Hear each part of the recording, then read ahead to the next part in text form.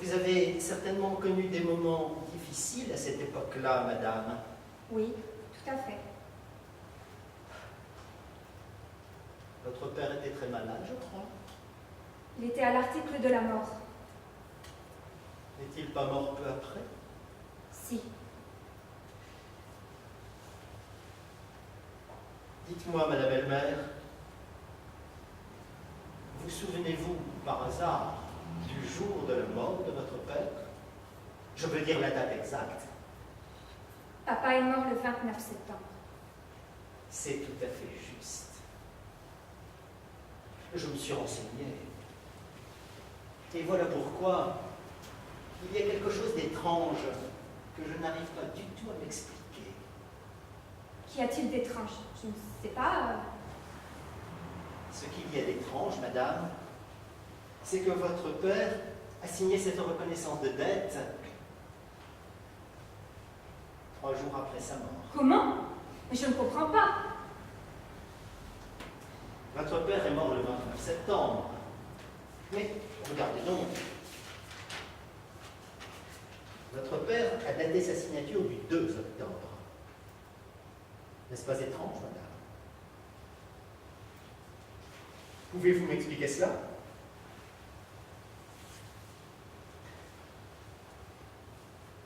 Il y a un autre point qui est frappant. C'est que les mots 2 octobre et l'année ne sont pas de la main de votre père, mais d'une main que je crois connaître. Enfin, cela peut s'expliquer. Votre père peut avoir omis de dater sa signature et une tierce personne peut avoir mis une date approximative avant d'avoir appris la nouvelle de sa mort. Il n'y a rien de mal à cela. Ce qui importe, c'est la signature elle-même. Et elle est authentique, n'est-ce pas, madame Elmer? C'est bien votre père qui a inscrit lui-même son nom ici. Non, non, ce n'est pas lui. C'est moi qui ai écrit le nom de papa. Écoutez, madame, savez-vous que vous venez de faire un aveu dangereux? Mais pourquoi donc? Vous allez bientôt avoir votre argent? Vous me permettrez de vous poser une question.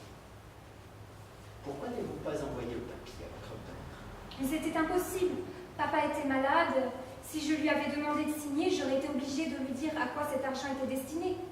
Mais je ne pouvais tout de même pas lui dire, malade comme il était, que la vie de mon mari était en danger. C'était impossible.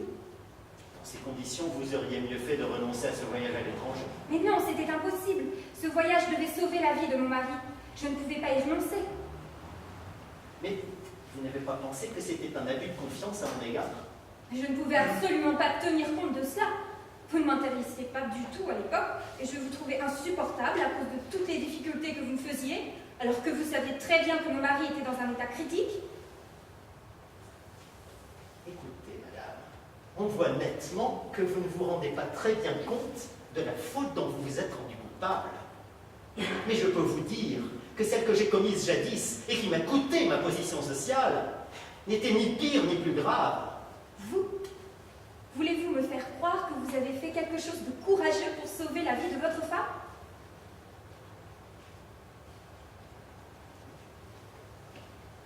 Les lois ne se préoccupent pas d'immobiles. Eh bien, dans ce cas-là, ce sont de bien mauvaises lois. Mauvaise ou pas, si je montre ce papier à la justice, vous serez jugé selon les lois. Je n'en crois pas un mot. Une fille n'aura pas le droit d'épargner des frayeurs et des soucis à son vieux père mourant. Une femme n'aurait pas le droit de sauver la vie de son mari. Je ne connais pas très bien les lois, mais je suis sûre qu'elles contiennent un passage où il est dit que ces choses-là sont permises. Et vous ne le savez pas, vous qui êtes avoué. Vous êtes certainement un mauvais juriste, monsieur Frostadt. Cela se peut. Mais pour ce qui est des affaires, le genre d'affaires qui nous lie tous les deux, vous admettrez que je le connais.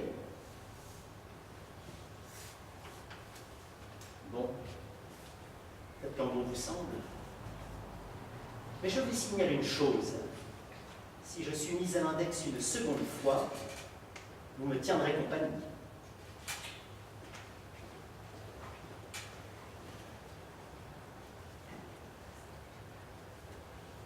Tout de même, vouloir me faire peur à moi, je ne suis pas naïve à ce point-là. Mais non, voyons, c'est impossible. Puisque c'est par amour que je l'ai fait.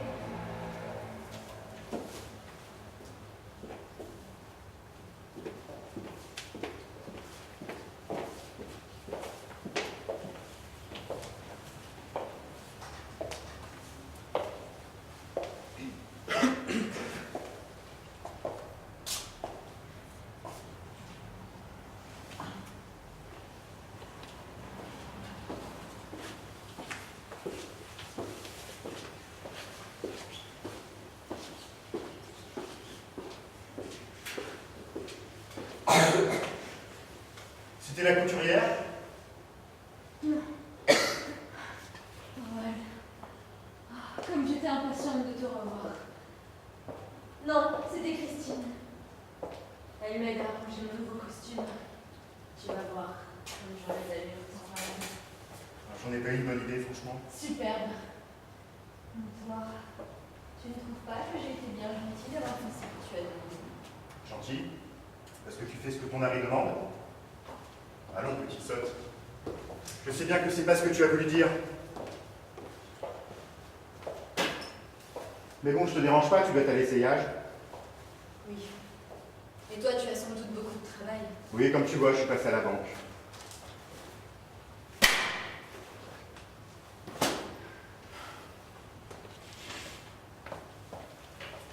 Thorvald. Oui. Thorvald. Qu'y a-t-il? Et si le petit écureuil te demandait très gentiment quelque chose? Bah vas-y, dis-moi. Est-ce que tu le ferais? Tu sais très bien que ça dépend de quoi il s'agit. Oh. Le petit écureuil courrait dans tous les sens et ferait de tas de choses très amusantes si tu étais gentil et docile. Allez, dis-moi. L'alouette gazouillerait sur tous les tons de Thorvald. Mais la louette le ferait de toute façon. Je jouerais à la sylphide et je danserais pour toi au clin d'œil. Nora, il s'agit tout de même pas de ce dont nous avons parlé ce matin. Si, Thorvald, je t'en supplie. Et tu as le culot de revenir là-dessus? Oui, il faut à tout prix permettre à Kronstadt de conserver son emploi à la banque. Je ne peux pas. J'ai promis le poste à Madame Ligne 2. Eh bien, c'est très gentil de ta part, mais tu n'as qu'à renvoyer un autre employé à la place de Kronstadt. Mais Nora, mais que tu es entêtée. Alors parce que tu parles en l'air, que tu fais des promesses comme ça, moi il faudrait que... Thorvald, ce n'est pas ça. Thorvald, c'est par égard pour toi. Cet individu écrit dans les journaux les plus sales, c'est toi-même qui me l'as dit. Il pourrait te causer énormément de tort. J'en ai une peur bleue. Je vois. Ce sont de vieux souvenirs qui t'effraient, c'est ça? Que veux-tu dire? Tu veux certainement parler de ton père? Oui. Oui, c'est ça. Rappelle-toi, ce que des gens mal intentionnés ont écrit sur le compte de papa, et quelles ignobles calomnies ils ont répandues sur son dos. Je crois qu'il serait arrivé à le faire relever de ses fonctions si le ministère ne t'avait pas envoyé, et si tu n'avais pas été aussi compréhensif et aussi disposé. Nora, il y a une différence notoire entre ton père et moi. Ton père n'était pas un fonctionnaire irréprochable. Alors que moi je le suis, et j'entends le rester, Nora. Mais Thorvald, on ne sait pas ce que des gens méchants peuvent inventer. Tout pourrait aller tellement mieux maintenant. Toi, moi, les enfants, dans notre foyer, paisible, à l'abri des soucis. Mais Nora, Thorvald, c'est pour ça que je t'en supplie. Nora, c'est justement parce que tu intercèdes en sa faveur que je ne peux rien faire. Au bureau, tout le monde est au courant que j'ai prévu de me débarrasser de lui. T'imagines ce que les gens diraient si on apprenait que le nouveau directeur se laisse influencer par sa femme et qu'en plus il change de décision? Ah, je tarderai pas de payer les conséquences, crois-moi. Puis de toute façon, il y a une raison très précise pour laquelle je ne peux pas conserver Kronstadt à la banque. Ah oui, pour te dire vrai, nous nous tutoyons. Et cet individu manque tellement de tact qu'il cherche aucunement à s'en cacher. Il me met mal à l'aise. Ça rendrait la situation intenable, moi. Thorvald, tu ne penses pas un mot de ce que tu viens de dire. Ah bon, et pourquoi? Parce que ce ne sont que des mesquineries. Des mesquineries? Tu ne es pas mesquin? Non, non, au contraire.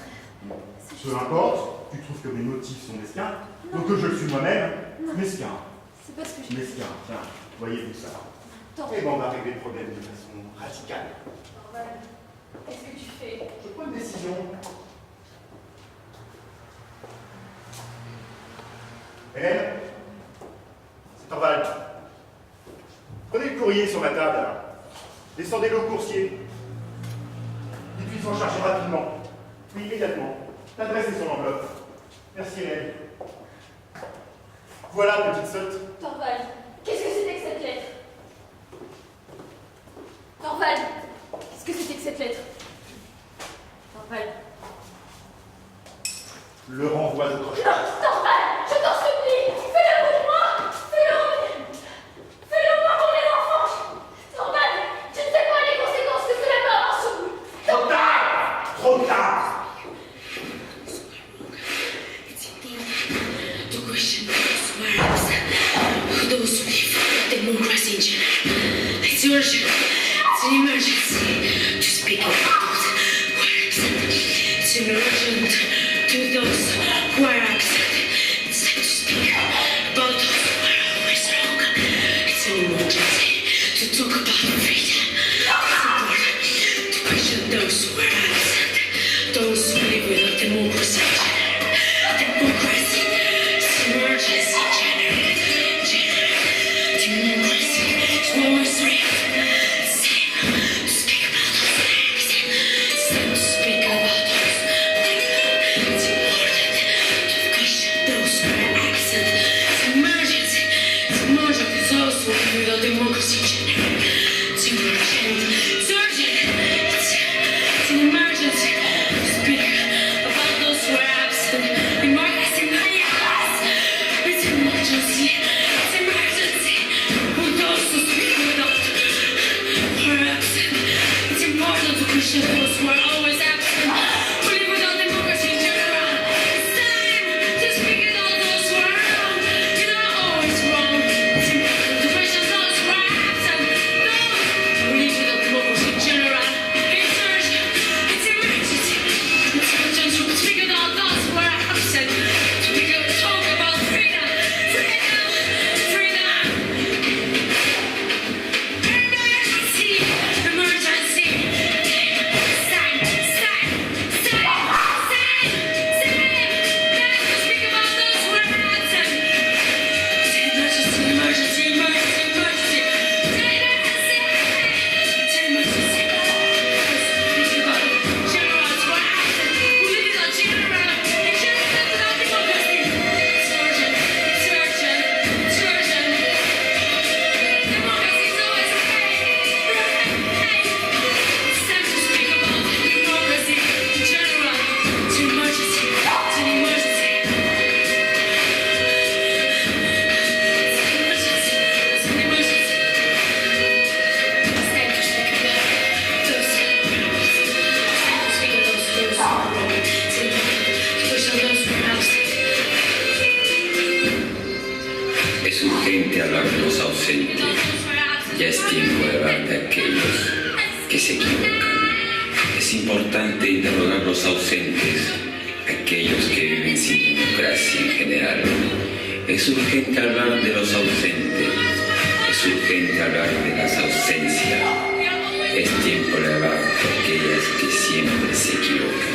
Es urgente hablar de la libertad.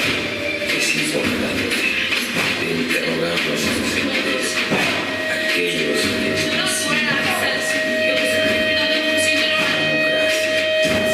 La democracia está siempre cerrada. La democracia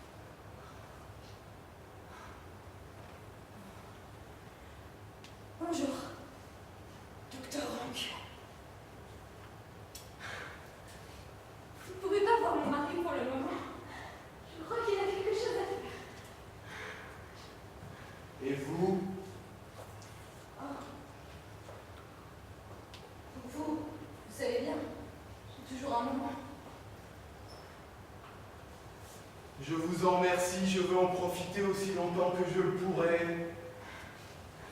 Comment ça, aussi longtemps que vous le pourrez? Oui, est-ce que cela vous effraie? Je trouve que c'est une curieuse façon de parler. Va-t-il se produire quelque chose? Il va se produire ce que j'ai prévu depuis bien longtemps. Je ne pensais pourtant pas que cela viendrait si vite. Quelle nouvelle avez-vous annoncée, Dr. Rank?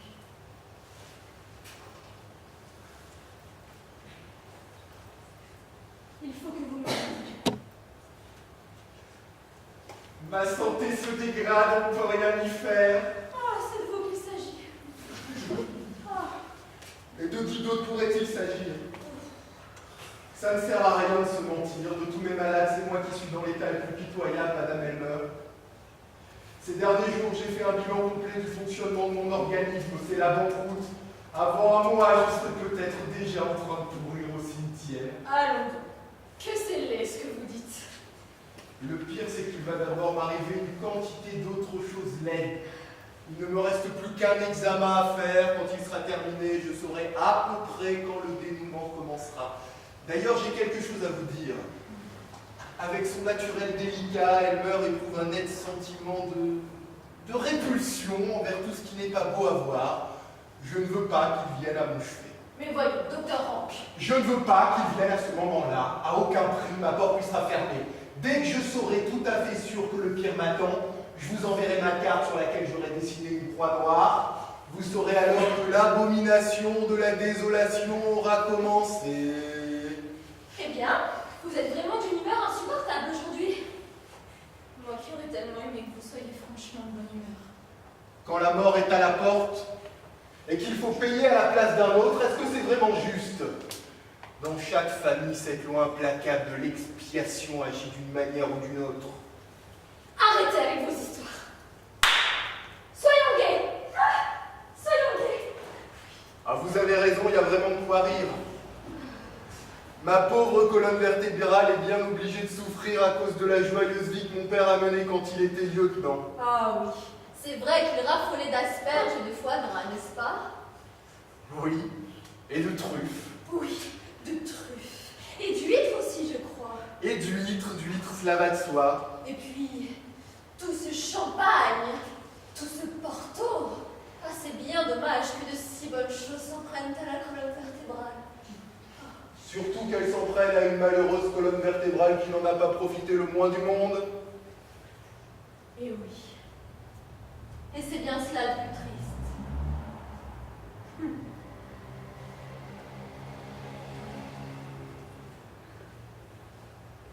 Pourquoi que vous souriez, Dr. Rank? Voyons, c'est vous qui avez ri. C'est vous qui avez souri? Oh, vous êtes bien plus espiègle que je ne le pensais. J'ai follement envie de m'amuser aujourd'hui. Vous en avez tout l'air. Dr. Rank, il ne faut pas que vous mouriez. Il ne faut pas que vous nous quittiez, Torvald et moi. Vous auriez certainement vite fait d'être consolé. Celui qui part est vite oublié. Vous croyez? On se lie avec d'autres personnes et on... Qui se lie avec d'autres personnes? Vous et elle-même, vous vous ferez d'autres amis quand je ne serai plus là. Quant à vous, vous avez déjà commencé, il me semble. Que venait faire cette Madame Linde ici hier soir? Vous n'allez tout de même pas me dire que vous êtes jaloux de cette pauvre Christine? Eh bien si. C'est elle qui sera mon successeur dans cette maison quand je ne serai plus là. Peut-être que cette femme ira... Enfin, mais chut, voyons, il est juste à côté. Aujourd'hui aussi, vous voyez. Mais c'est pour arranger mon nouveau costume. Ah, décidément, vous êtes vraiment impossible. Soyez gentil maintenant, Dr. Rank. Demain, vous verrez comme je danserai bien. Et vous n'aurez qu'à vous dire que je le fais uniquement pour vous. Pour vous et pour Torvald, cela va de soi. Maintenant, Dr. Rank, asseyez-vous. Je vais vous montrer quelque chose. Qu'est-ce que c'est?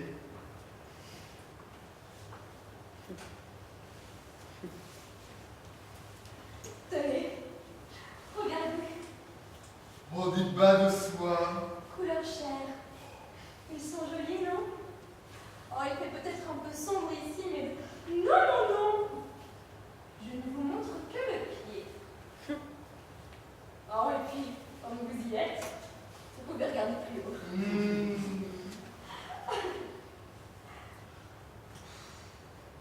Pourquoi prenez-vous cet air sceptique? Vous pensez peut-être qu'ils ne le vont pas? Je ne dispose pas des éléments nécessaires pour me prononcer. Allons-y. Vous devriez avoir honte. Voilà ce que vous méritez. Et quelles sont les autres splendeurs que vous vouliez montrer? Vous ne verrez plus rien du tout car vous n'êtes pas sage. Vous savez, quand je suis là, en toute simplicité avec vous, je n'arrive pas à imaginer. Non, je ne saurais vraiment pas dire ce que je serais devenu si je n'avais pas connu cette maison. C'est vrai. Je crois qu'au fond, vous vous plaisez bien chez nous. Et dire qu'il faut quitter tout cela. Mais voyons, docteur Rank, vous n'avez rien à quitter. Sans même laisser la moindre trace de reconnaissance. À peine un regret de courte durée, rien d'autre qu'une place vide qui pourra être occupée par le premier venu. Ici, je vous demandais. Non.